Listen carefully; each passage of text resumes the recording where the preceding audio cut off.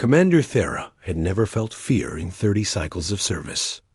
She stood on the bridge of the Crimson Talon, watching the human vessel drift through the debris field like a wounded animal seeking shelter. Her chitinous plating gleamed under the red emergency lights, each segment a testament to her warrior lineage. The Vex Empire had conquered 17 systems, and she had led the charge through 12 of them. Single occupant, her scatter officer reported. Life signs weak but stable. Thera's mandibles clicked in satisfaction. Humans were rare this far into the Outer Rim. Their little federation kept to their corner of the galaxy, preaching cooperation and diplomacy, while the strong carved out their rightful territories. This one would make an excellent prize for the Emperor. Perhaps even a laboratory specimen. "Tractor beam," she commanded. "Bring it aboard." The human ship was a pathetic thing, barely larger than an escape pod. When her boarding team dragged the occupant into the detention center, Thera felt nothing but contempt. He was small by human standards. She had been told, though still taller than any Vex, his skin was dark, his head shaved smooth, and his clothing was torn and stained with blood. One eye was swollen shut. He limped as the guards forced him to his knees. "Name," Thera demanded, her translator converting her clicks and hisses into standard galactic common. The human looked up at her with his one good eye. "Marcus, Marcus." She tested the word. "You are now property of the Vex Empire. Your vessel is found in restricted territory. By imperial law, you and all your possessions belong to Emperor Dravix." Marcus said nothing. He simply stared at her with that single brown eye, and something in his gaze made Thera's secondary arms twitch involuntarily. She crushed the sensation immediately. No human would unsettle her. "Lock him in cell 7, she ordered. "Minimal rations. I want him alive for questioning." Over the next 3 days, Thera visited the detention center repeatedly. Marcus never spoke unless directly asked a question. He never begged or pleaded. He sat in his cell with perfect stillness, that unwavering gaze following her movements. Other prisoners wailed or bargained or threatened. The humans simply existed, as patient as stone. On the 4th day, Thera's ship encountered a Federation patrol. The engagement was brief and brutal. Vex destroyers were designed for overwhelming force, and the human cruiser was outmatched. But as the enemy ship burned, its commander sent a final transmission that changed everything. "We know you have one of ours," the Federation captain said, his face grave on the view screen. "Marcus Reed, return him unharmed, and we will allow you to leave this sector." Thera's laugh was a chittering hiss. "You are in no position to negotiate. Your ship is dead. There are others coming," the captain said quietly. "You have 12 hours to consider mercy. After that, there will be none for you." The transmission ended as the cruiser exploded into fragments. Thera turned to her tactical officer. "How many Federation ships in this sector?" "Unknown, Commander. Long-range sensors are detecting multiple warp signatures converging on our position. At least 20 vessels." 20. For one human. Thera felt the first stirring of something she refused to name. She went to the detention center alone. Marcus was standing when she entered, his hands behind his back. The bruises on his face had deepened to purple and black.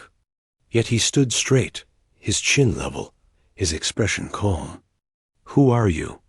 Thera demanded. "What are you to them?"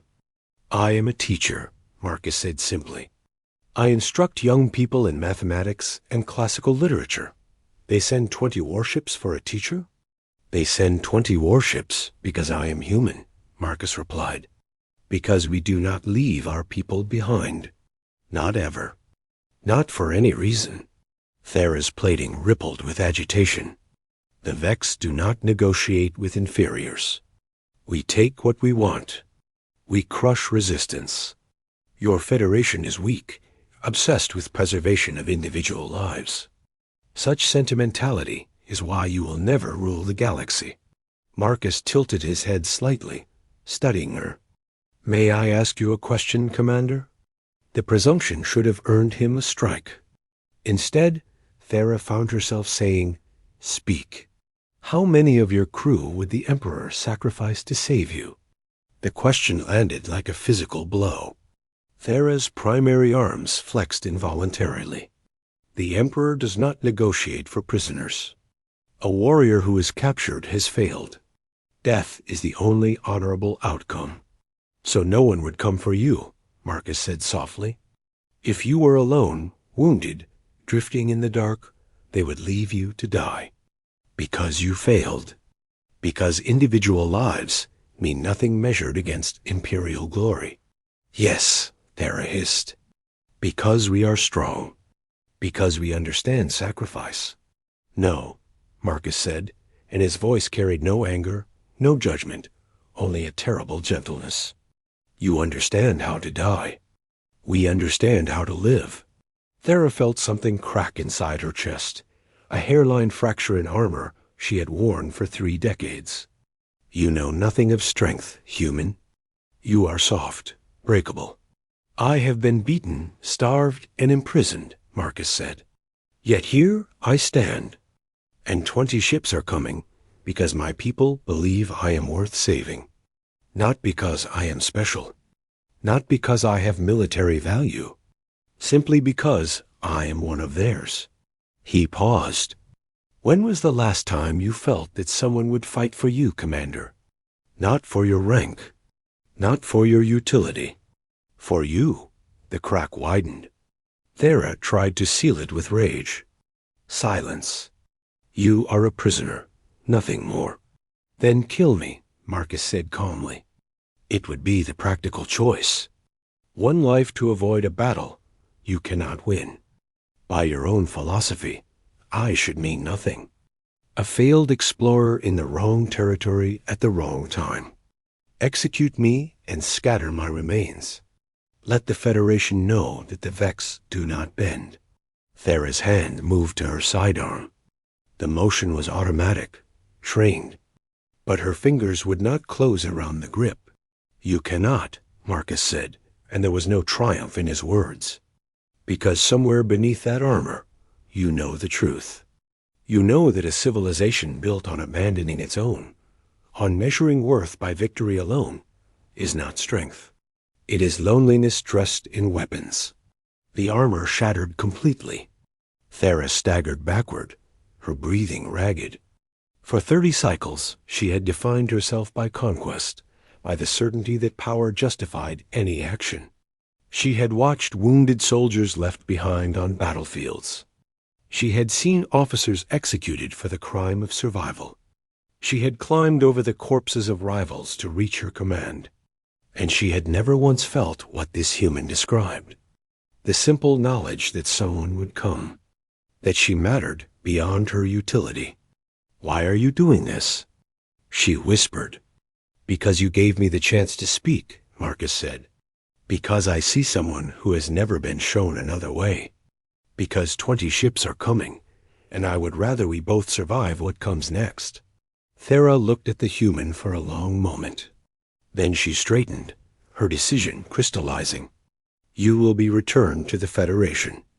I will contact them and arrange transfer. They will demand your surrender, Marcus warned.